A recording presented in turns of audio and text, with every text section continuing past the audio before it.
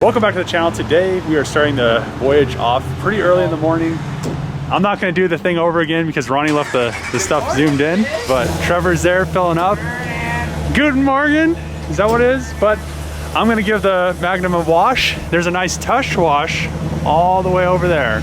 I got me a receipt, going to try it out, get her cleaned up. Hopefully it doesn't rip the tape off the side of my window, and then we're going to head off to Nebraska. It's kind of a crazy route. I guess some people were saying it's 12 hours.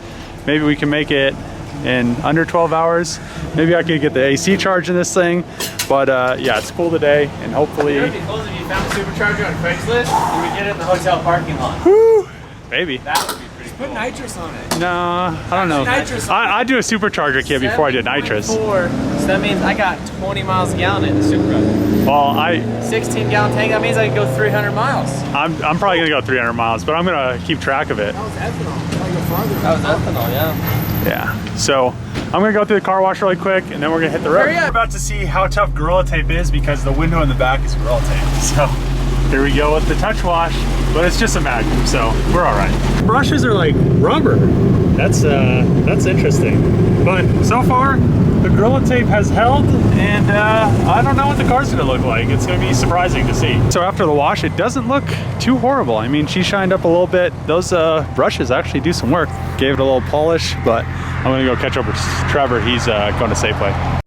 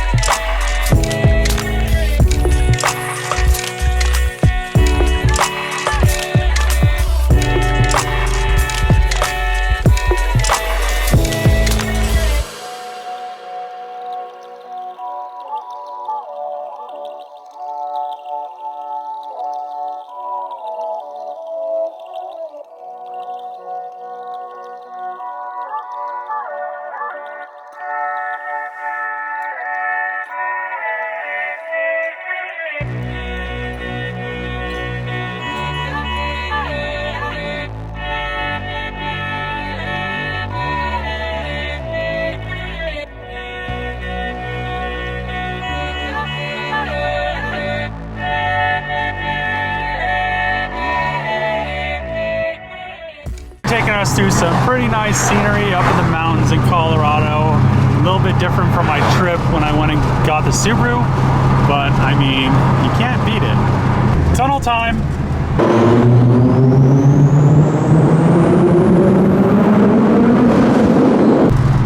Got the nice green trees, the field. Nice slow drive. So I made it to the first checkpoint with the Magnum. It actually does pretty good through the twisties. There were quite a few cars that were in front of us, so it kind of slowed us down. The tunnels going through them is pretty awesome. Trevor's Supra is a little bit nicer going through the tunnels, but the V8 in this thing still opens up and you can hear it. And I mean, it's just amazing how well this thing handles compared. I've never driven a V6 one or a stock one, so I don't have anything to compare it to. But I mean, it's just so much fun to drive. All the, you know, information display and stuff on it, it just makes it so much nicer. So I need to take, I guess, a picture with the fries. That is a requirement just to show that I made it to this checkpoint. And then I guess we're gonna go right out here and then just keep on going after this. Just grabbed some lunch and now we are about to head to Greeley. And I think before we do that, I'm gonna go get some gas, just so I know I'm not gonna run out.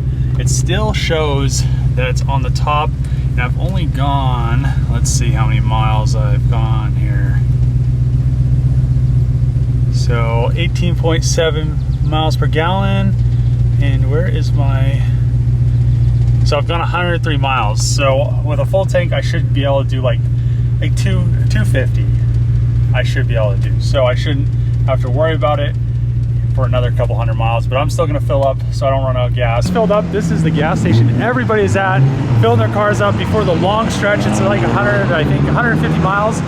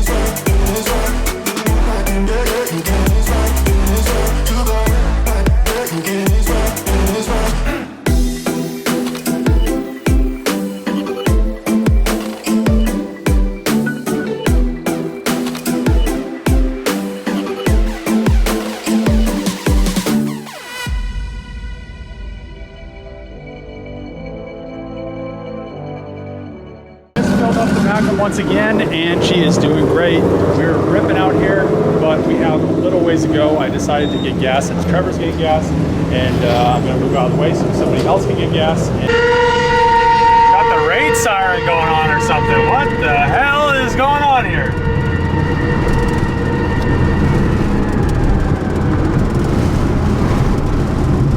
Like the nuclear bomb siren or something. Weird. Getting back going, we had to stop for about 10 to 15 minutes. When we got into this town, a bunch of sirens and alarms, the whole fire department pretty much just were getting in their trucks and leaving. So we wanted to make sure that nobody's car caught on fire and everything was okay. So we just stopped, waited, and just contacted a bunch of people, made sure that nothing was going on. I guess it was something else. So now we're back on the road, and Trevor is behind me this time. I'm just following this guy up here. We just got into Kearney, Nebraska, and it is pretty late. We were driving for about, I would say, 12 to 13 hours, which is quite a while. It wasn't straight through driving, but it was definitely a lot of driving. We stopped quite a few times for a bunch of numerous reasons, but the Magnum made it and it had no issues. The Supra also made it and had no issues, but now we're gonna go get some food. There is a pub right here. Finally can actually sit down and eat something, which I haven't eaten anything since breakfast this morning, which was just junk food anyway. So let's get something get some food. I'm messing up my words because I haven't eaten all day. Look, this guy wants to get some races and do some dumb stuff. Let's see it. Starting the day off, warming the Magnum up. Actually, I really don't have to warm it up because it's pretty hot and humid. I need to find a place to charge the AC. Hopefully when we get to Kansas, I can find a place. This town's pretty small. They don't even have Harbor Freight. So maybe the next town I can grab a vacuum pump and the AC gauges and get this thing charged, because it is pretty hot driving around with just two windows down, but it isn't too bad. So what we're gonna do right now, I'm gonna follow Trevor. We're going to a barbecue place, meeting up with everybody, and then we're gonna go to the racetrack. We'll head into the racetrack. Just got done eating some Old Chicago. Gonna take the Magnum over there, follow Trevor. For some reason, my phone is not working. It doesn't seem like it has any service. Filled the Magnum up with some 91. I actually had to put 87 in it. I only put 4 gallons in to make it to this town last night, because the only fuel stations in the middle of nowhere, all they had was 87. I actually thought they would have 93 by now, but 91's good, and I probably burned most of that off. So the fuel gauge still seems like it's reading, I think it goes to half a tank. I've been keeping track of my miles. It says my trip is like 350 miles to a tank, but I've only been going around like 220 just to be safe until I figure out what's going on with this whole fuel gauge issue. So Trevor's getting a car wash in. I'm gonna go over there. He's right over there, and then we're gonna head to the track and since we're at a lower altitude, maybe I can get almost into the 12s with the Magnum, which would be really nice. I'm in the 13.0 class, so the closer I get to 13, the better. Now heading over to the racetrack, following Trevor. Phone still doesn't work. I'm not exactly sure, so I'm pretty much lost. I'm like back in 2002 again. Trevor just got to the track. I was concerned about my ABS pump. Last night, I let the car sit at the hotel, and it was actually a little tiny puddle underneath of it, which then I looked at the ABS pump, and it was actually leaking. The lines must have came loose just from all the, you know, I put this thing together not too long ago, haven't driven it. I drove it maybe 150 miles before I went on this trip. Yesterday, we were doing 13 hours of driving, and it was all on mostly back roads, which were very bumpy in the mountains and stuff like that. So I tightened the lines, cleaned everything off, and now I'm gonna see if there is any more leaking. But I also filled the master cylinder up. It was pretty low, so it's a good thing that I caught it. Didn't have any issues otherwise, but now she's ready. I'm gonna go line up, do my first run here.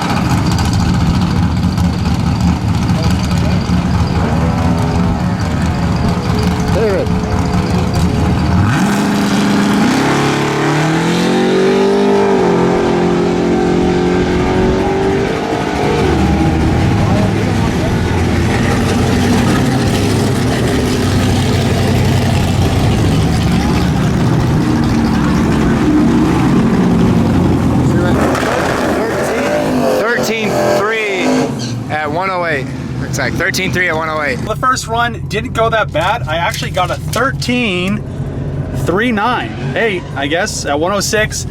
It still was spinning off the line. These tires aren't the greatest. I might actually, I don't know, I might wait till it gets a little bit cooler as well. I'll probably do one more run while I think it's probably like 90 something degrees out, but I'll do one more run, see what my time is, see if I can get it closer to that 13-second mark, or 13 minutes, man, what am I, pushing the car? In the staging area, kind of waiting for all of these cars to go.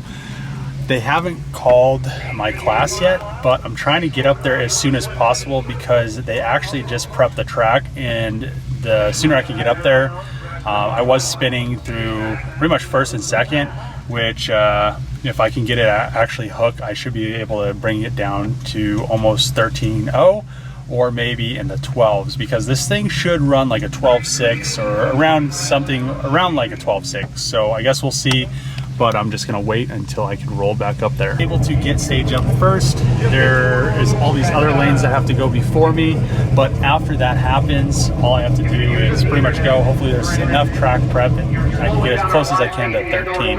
We'll see what happens. Gary, you're eating the tower, and I mean like right now.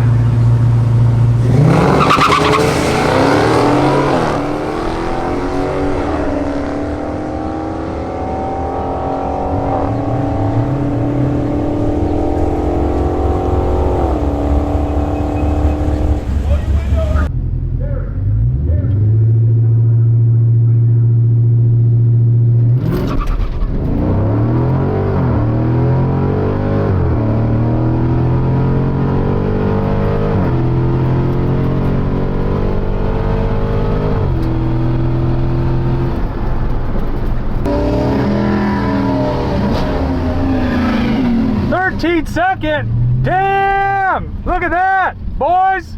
Woo! Damn! Yeah, shit. It's not good enough. Well, I mean, it's pretty good for a Magnum. For a Magnum. I mean, it's a 1308 on a 1960. Yeah. Yeah. I mean, it'll definitely go like a 12.8, 12.6. I mean, I'll probably do one more run, but I'll do it to see how fast I can go. I'll probably just turn that in.